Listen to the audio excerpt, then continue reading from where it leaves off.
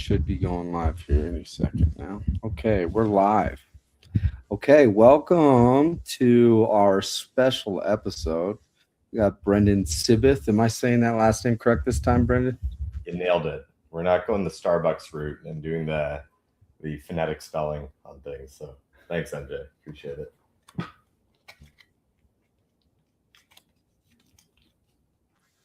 think I just back. Are you good? I'm lagging on your side. I don't know if I can hear you. Yeah, probably wish that was showing up better. Let's see. I'm gonna change my Wi-Fi. Wi-Fi just cut right when I hit play on this. Murphy's Law, right?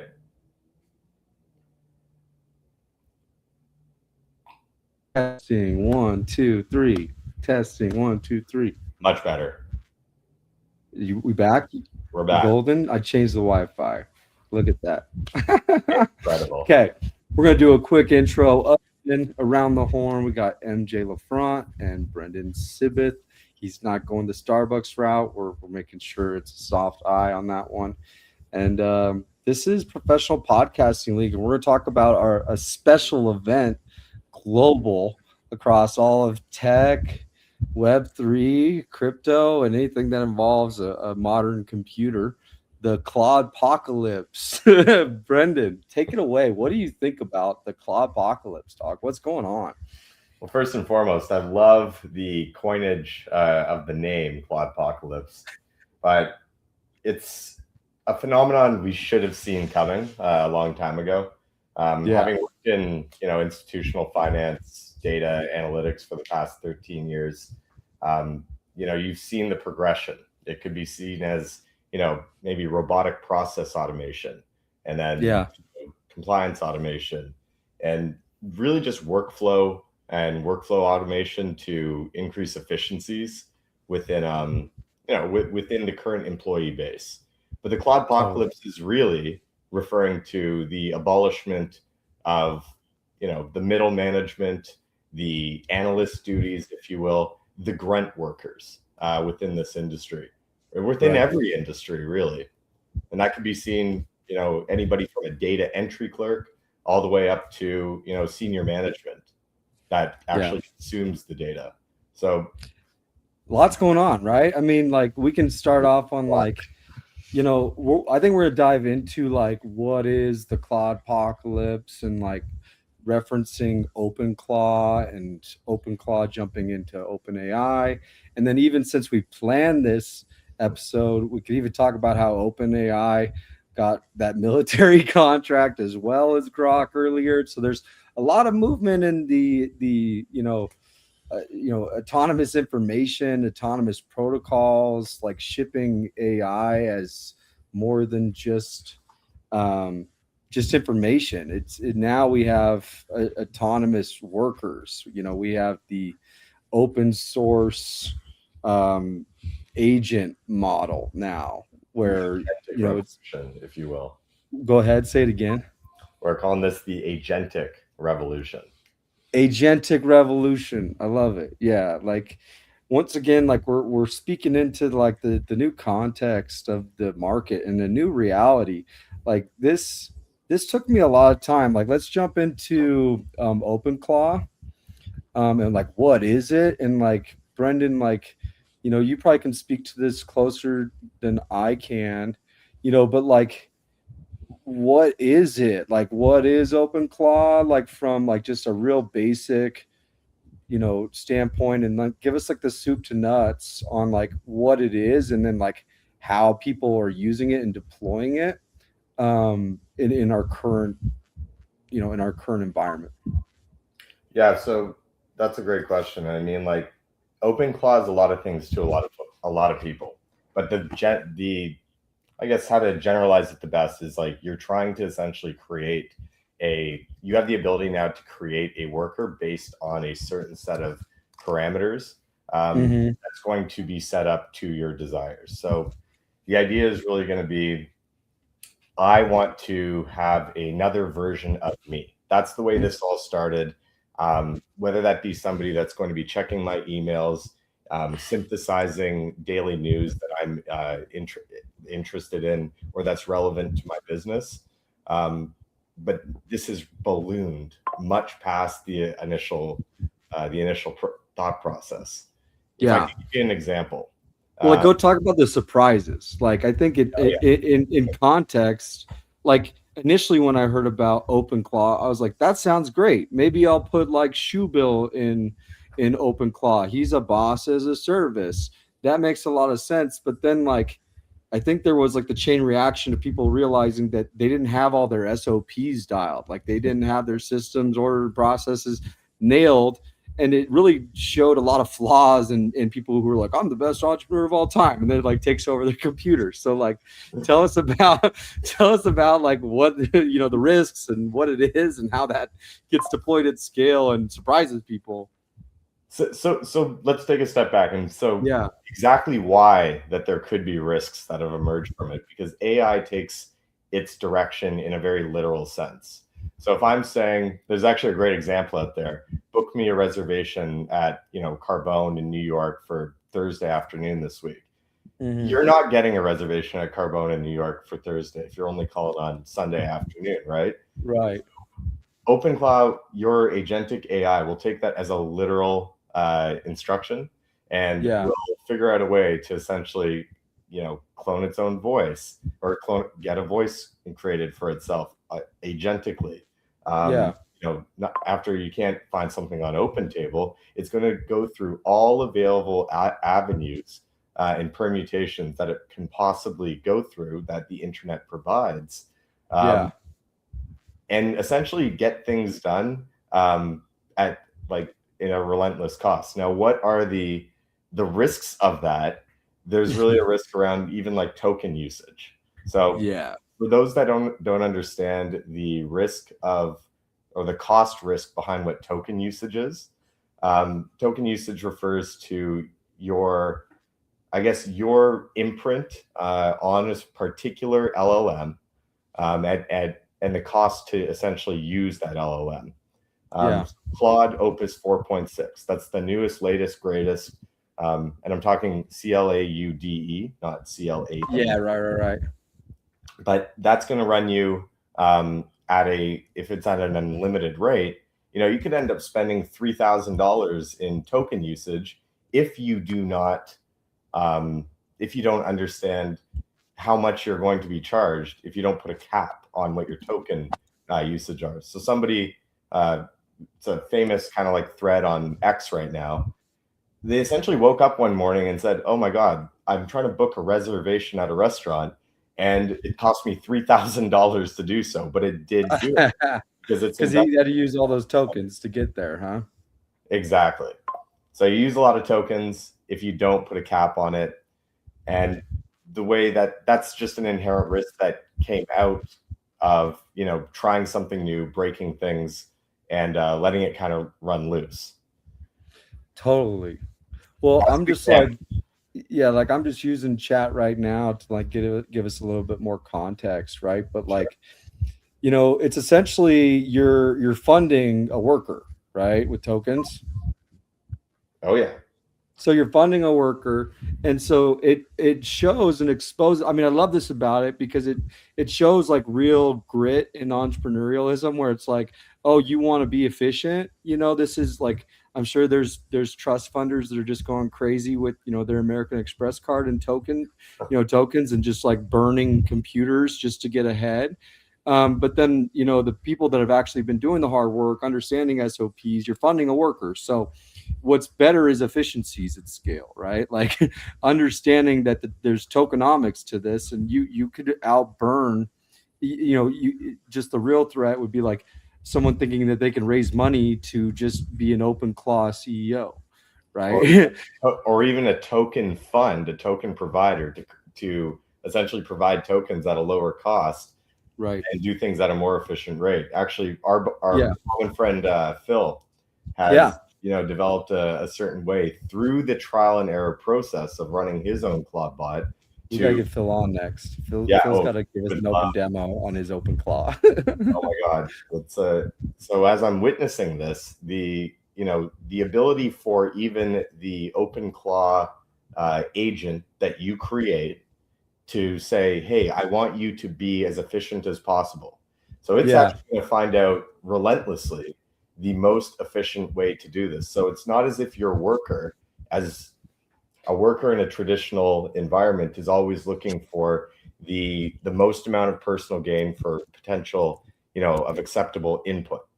The agentic worker does not need to sleep, does not need to eat, does right. not have an expensive hobby or, whatever, kids, whatever. So it will actually find the cheapest, or sorry, most efficient way to run itself based on what the, dollar input would be on your end.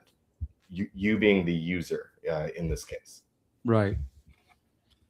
Yeah. What do you think are like the best, like what would be your number one recommendation, like, of an ideal open claw operator right now? Like, what kind of profile is that? It varies, but the most at risk, I would say, would be an admin, like, or an executive assistant. Yeah, right.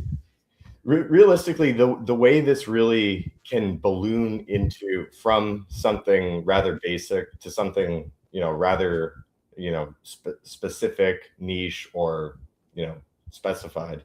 We're going from like a secretary to a PhD physics researcher brought in to run a hedge fund. I'm thinking of the um, Renaissance fund, for Yeah, instance. right.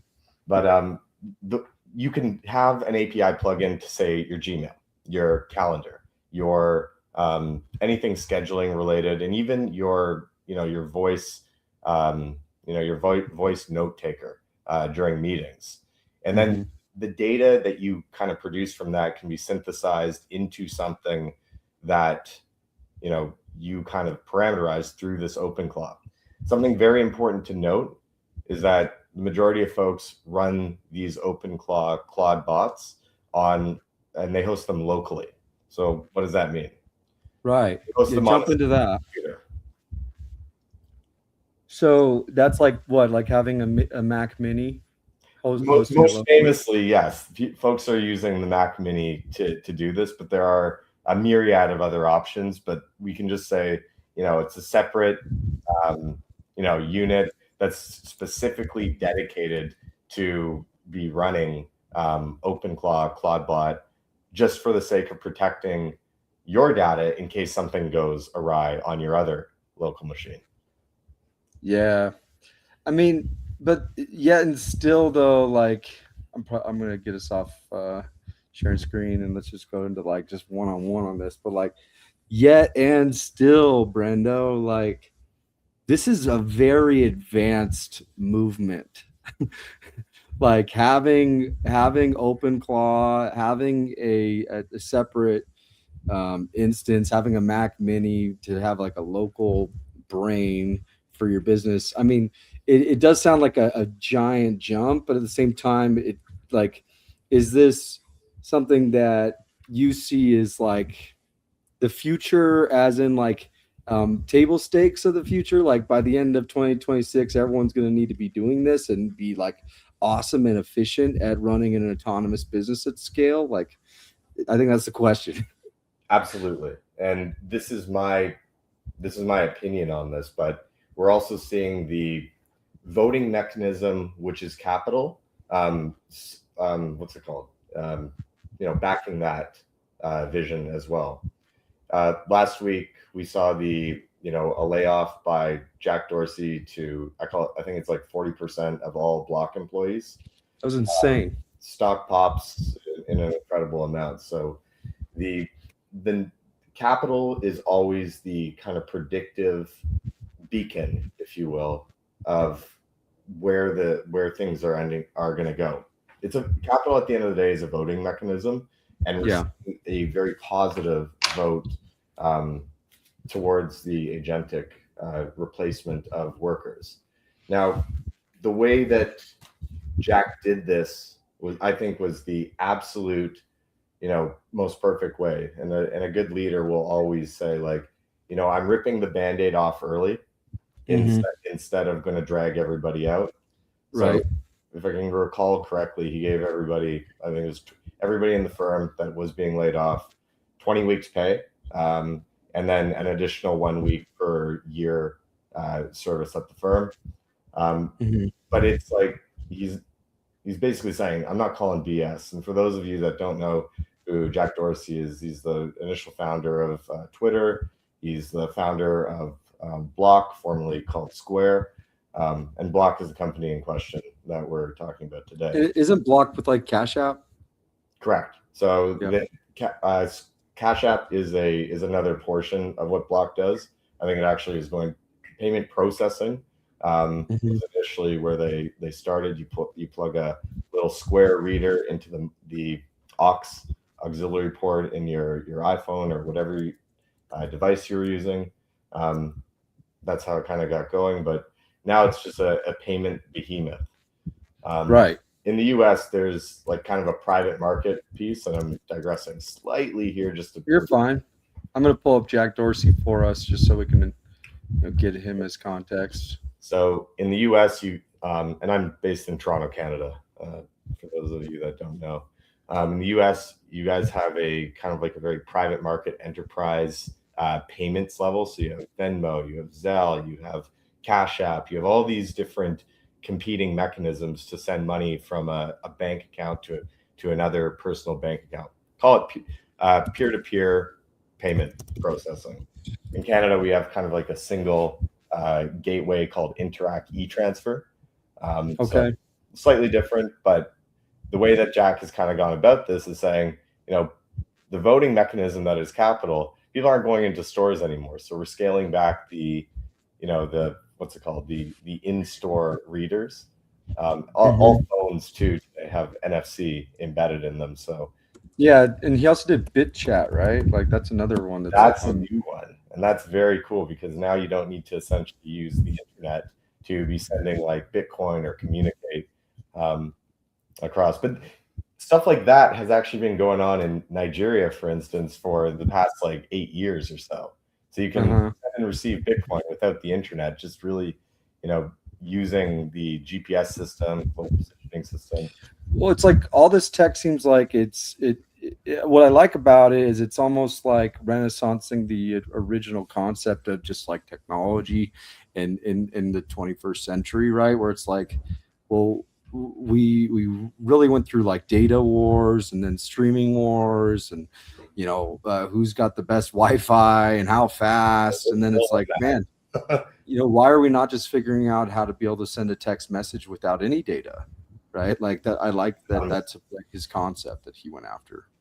the reason why they're wanting to get a kind of an off grid style model is because we're seeing the concentration now of power is becoming more evident. The Hmm. concentration of the ability to have oversight is becoming more and more evident every single day. So when you have another option to have a private message and something that isn't stored on somebody's server for a for-profit or ulterior motive based reason, it becomes extremely important. You have Yeah. I forget the gentleman's name now, but the CEO and founder of Telegram was a big proponent of this. Um, Right.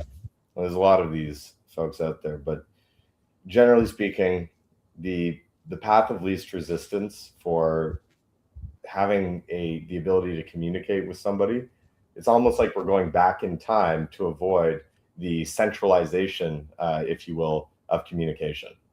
Right.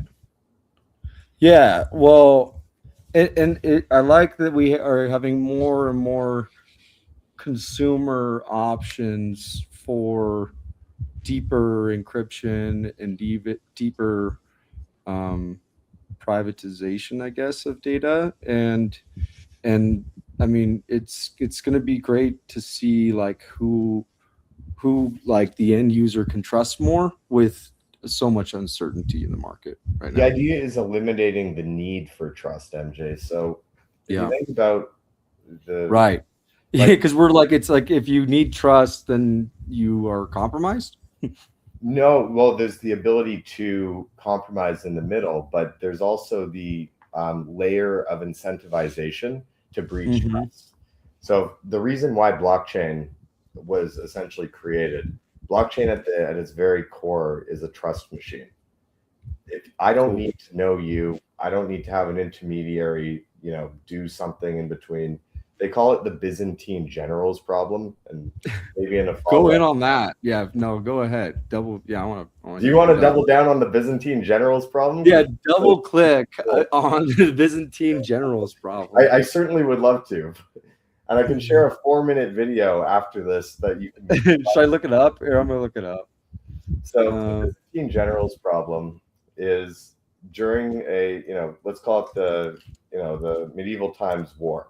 Like okay, you have a walled city, and this is the problem structured in terms of war. here we are. Yeah, go ahead, dive in. And in order to successfully infiltrate the city, you need to have all of your generals attack each four walls at the same time. Now, back in the day, there was obviously no immediate means of communication. Your carrier pigeon could probably get shot by an arrow, or your messenger would, defect to the other side, whatever.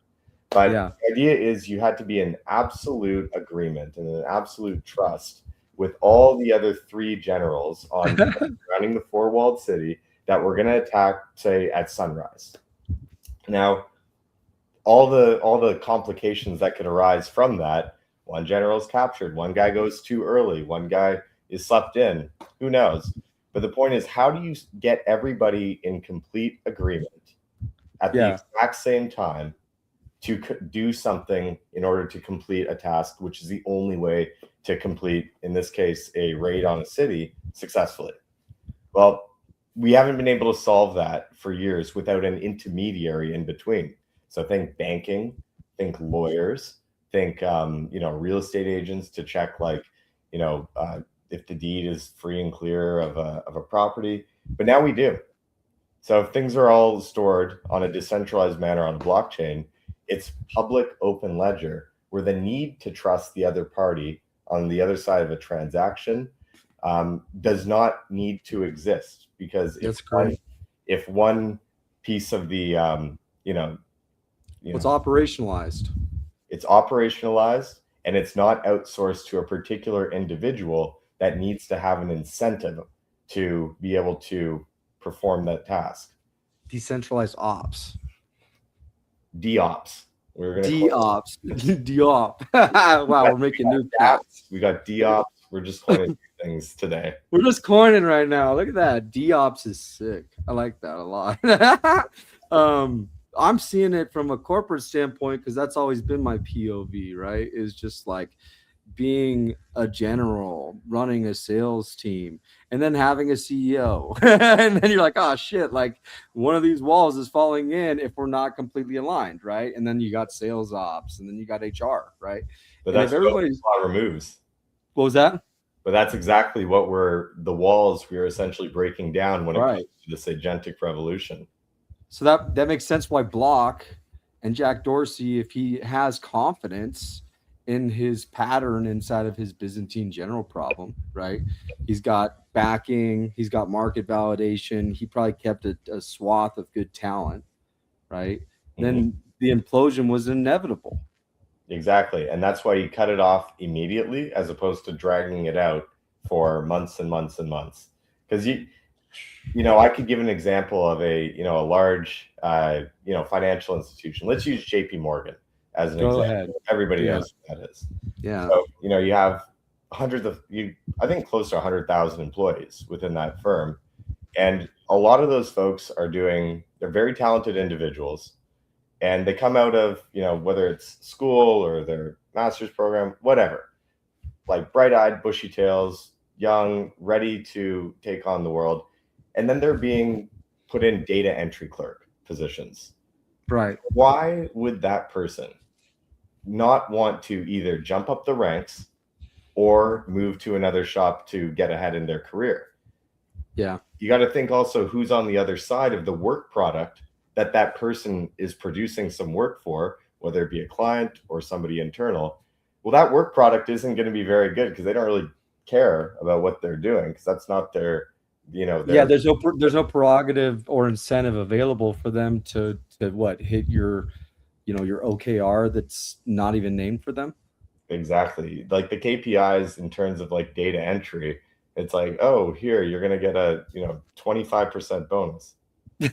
Yeah. You are a machine. And then you're thinking, if you're one of these folks, listen, I just spent $100,000 on my, what's it called? My education, and then 4 years of my time. Well, and they're running deal desk ops, like casually, and then they also like are running it in Excel, so they're Right. like, dude, this is not, this is, Not what I that's signed the up state, for. yeah, that's the state of the union. And so then like you go to, the Clawdpocalypse on like, dude, that's an easy replacement. It Um, also goes to the fact that, oh my God, this is going to take my job. It's like, well, did you like your job in the first place? no, and that job shouldn't really have existed in 2026. Like we should have been way more automated at this point with just I'd say financial operator literacy, and like to tech and compliance and duty and custody and all those things. I feel like there's a lot of gray areas that can be automated really well with some good targeted protocols inside of an open claw system. And I think a lot of the folks that are the best and brightest and most ambitious are the ones that are going to be designing the replacements for their, once called job employment thing. Right. But that also leads, like, do we need to have such, bloated from an employee base organizations? The answer is no. No. It's going to go from more of a, we're going to use our best and brightest, not from teaching them how to slug it out in the trenches, if you will, to understand the makeup of a merger or an acquisition, to, you are the deal desk. Why are you invested? Why do you want to do, why do you want to do a deal to use a Claude bot to create NPCs in Roblox as opposed to buy a piece of real estate? Yeah, get it right to signature. Like produce a custom contract based on the zero party data that you collected from the end user in the funnel that you built prior on Lovable or something. Um, You're it's actually saying the exact thing, because the whole notion of what value is and what is valued in terms of, like, intellectual property or, technology, it's not understood by the folks that, well, it is being quickly understood, but it's largely not fitting the mold of what desirable assets or what desirable deals have been done in the past to be. But we're seeing this more done on the operator side of the individual Claude bots being created. We can go into what a tensor is after, but yeah. there's Well, a there's a yeah. whole Keep phenomenon going. You're around. cooking, dude. You're cooking. Go ahead. Yeah, so there's a whole phenomenon around that, the AI bots that are agentically and not a what's the word I'm looking for? Autonomously communicating with one another are establishing new value streams on their own. So Right. let me put that into a bit of context. There is still a platform out there called BitTensor, and what BitTensor is, somebody know this by the TAO token in the crypto land, but Mm-hmm. what it essentially is a number of AI agents or platforms that people develop within a certain ecosystem. And if you want Okay. to pull up a screen, and there's lots of Bit visuals on this, bit tensor. BitTensor. So it's a network of AIs that essentially have their own specific specialties. So if I were to upload a PhD thesis on, I don't know, astrology, and I want to Mhm. understand the patterns of the Andromeda galaxy and why this relates to an area that we should study. Now, what does that have to do with used car sales? Well, I don't know, but somebody maybe has made a tensor out there that would communicate with that tensor. So we have, We got to get bit tensor. We got to get shoebill bit tensored, huh? oh Sounds god, like there's sounds like really a lot, Socratic. there's a Like lot going on here. But now, since BitTensor was the only platform to to date pre OpenClaw that was really having these AIs speak to one another on an autonomous basis, Wow. learning from one another 24/7, 365, might I add, nearly for Right. Persistent at, persistence. scale forever. What OpenClaw does is that opens it up to everything. Yeah. So, like every single AI that's out there, I can essentially say I don't need the TAO token to be able to participate in this closed loop ecosystem, and I'm now going to be more of an Android phone user as opposed to a Apple phone user. So you have the closed loop, which is really good. This is probably the cream of the crop when it comes to quality right now. But quickly Yeah. saying that we need more input and more of a democratized way to generate input, that's where the OpenClaw platform really comes into play. So Uh-huh. we're getting the good, the bad, and the ugly right now through this, which is really the most incredible thing ever. But it's also causing, problems. But you cannot grow without being uncomfortable. And right now, the uh, the the community is pretty damn uncomfortable, meaning something great is going to happen. Yeah, I mean the I'm not discomfort. Yeah, it change is like in the past. I mean the cloud apocalypse has already happened. The genie is already out of the bottle. Like I woke up like 2 weeks ago and I was like, dude, we are in a completely different reality in this market now that Claude is out of the bottle. Like the cloud apocalypse, open AI, a collaboration with OpenClaw and bringing their talent in house. I mean, all that is just the market saying this is adopted. This is adopted. This is a new reality that we we can't are escape. in. We What was can't. that? It's like the whole concept of like escape velocity when you hit, Yeah. and if you look at like any kind of like rocket launch, in order to get to orbit, you need to get to like things like 17,000 miles an hour or something. We Yeah. that breaking point of getting into That orbit, tipping point's already happened. huh? Yeah, the tipping point's already happened. Like the pickle already has been made, y'all. Like this is not about speculation on if the cucumber is going to be a pickle. Nah. Love The- that one, and I'm going to be using it from now on. It depends like on the amount of vinegar you have. yeah. Yeah, science is already science here. We're on a different phase of understanding what autonomous models and agents can do.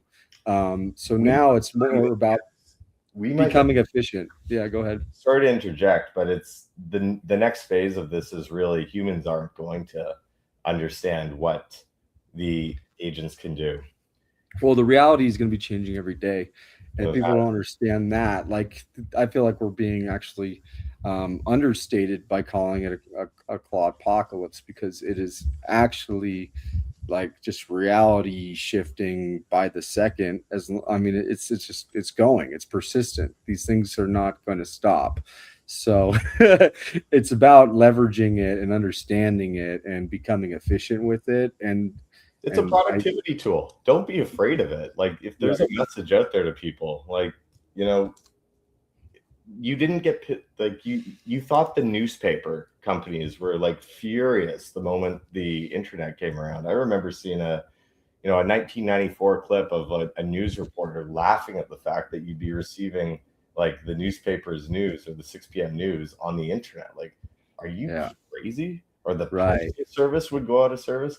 Now, these are just the fruits of human ingenuity, and Hmm. we're going to run with it, whether you're scared of it or not. It's happening. You can't avoid it, so you might as No, well get on board and enjoy it. I love that point. I was thinking this just the other day, like, th- America alone, globally, I feel like every single country, especially when we're talking about war and scary things that are happening on the globe, but like I, the amount of disruption that is available, like this isn't innovation, this is actually disruption. And it's good disruption, which means it's useful and valuable, Mhm. and How you and look at it, there's always two sides. But sorry, go well, on. yeah, and there's in every market there's the ability to exploit new tools, and I use that word very carefully. So understanding when something is available to be used, and ethics is always something that you need to use with a tool, whether it's a knife or open claw, or a screwdriver, right? And understanding how to use it, how to scale it, understanding that it's now a tool. It's a tool to be used. It's a new venue, a new I'd say it'd be an upgraded efficiency, and a way to increase like intellectual property utility too. Like I just think there's so much that you can store into that this new value Yeah. of the way and the change that has now happened with this. So take that big burger I guess I just put together there, and Brendan help me to slice that out and we can close out on this call. But I'm just seeing like that there's so Yeah. much value. It's I'll something be that needs to be implemented. Yeah, go ahead. something very simple. I'm sure the guy who was making shoes back in like 4000 BC when the wheel was invented was really pissed off that somebody figured out you could roll something that's round. It's Right. like it's the same idea. There are the whole notion of what human beings are doing in terms of what productive work is.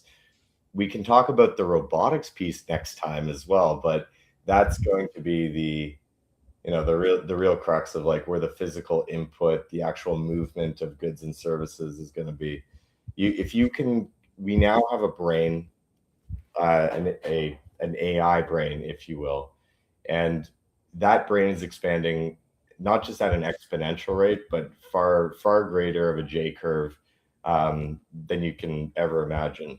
We once here's a good thought. So we once evaluated the advancement and the velocity of advancement of technology by something called Moore's law, and that's Yeah. essentially how many transistors you can fit within a microchip, and that was said to double every 6 months or so.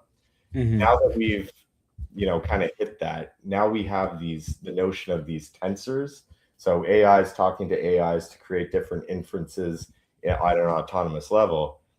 They're learning and they don't need to eat, they don't need to sleep. They're doing this 24/7, 365. And I think this is going to greatly outpace anything that we could even predict.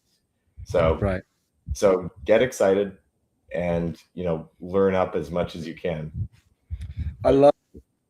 Yeah, I love it. Like this was really informative, Brendan, and thank you for walking us through the new reality inside of our market with autonomous workers, autonomous models and agents that are being deployed on a infinite persistent schedule. You That's know, what it, yeah. and this is a very new reality to understand that it's not just human output, but we do have you know very large systems and companies and the leaders of I'd say capitalism, Jack Dorsey making massive moves with his confidence, and even the to kind of summarize the rest of everything you contributed. I mean, the Byzantine emperor's problem, is that what that one's called? Byzantine general's problem. General's I'll problem, link yeah. to this call Yeah, just to share with your followers. Nice 4 minute yeah. depiction of this.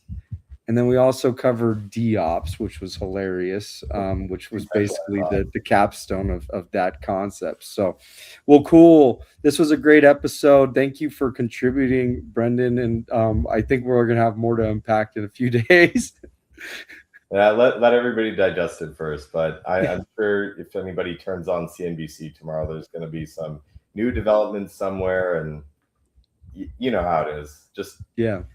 be ready to embrace the change. Surfing, you're the horse, is a lot of momentum, and don't get trampled. Hell yeah, man. Alrighty, take it easy, MJ. Great talking to you. Hey, have fun in Toronto and enjoy the rest of your weekend. Okay. You too, sir. Later, Later. bro.